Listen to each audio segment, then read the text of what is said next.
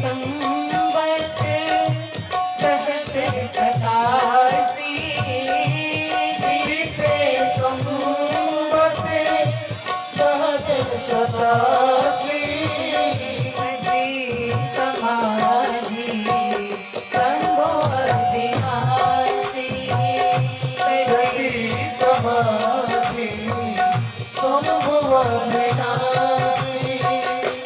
राम राम शिव सुमिरन गाए, राम नाम शिव सुमिरन लागे, जाने सती जगतपति जागे, जाने सती जगतपति जागे, जाई शंभुपद वंदन कीन्हा, जाई शंभुपति वंदन कीन्हा, सन्मुख शंकर आसन दीन्हा, सन्मुख शंकर आसन दीन्हा, सन्मुख शंकर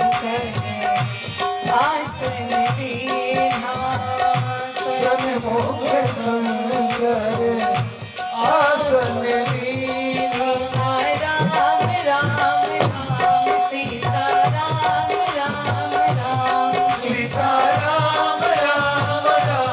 सीता राम राम राम, सीता राम राम राम, सीता राम राम राम, सीता राम राम राम, सीता राम राम राम, सीता राम राम राम, सीता राम राम राम।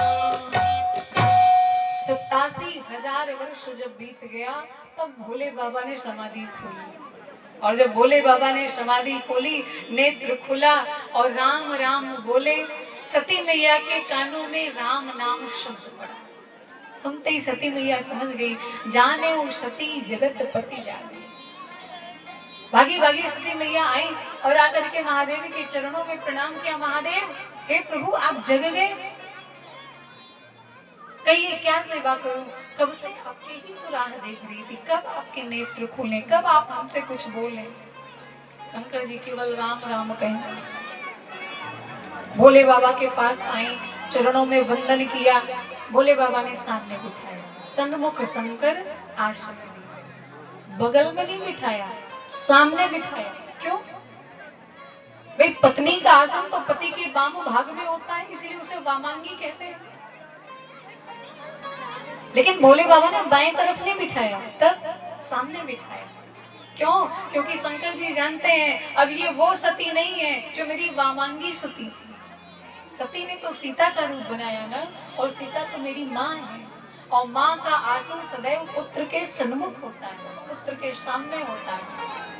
इसलिए भोले बाबा सती मैया को सामने बिठाए। कितनी मर्यादा।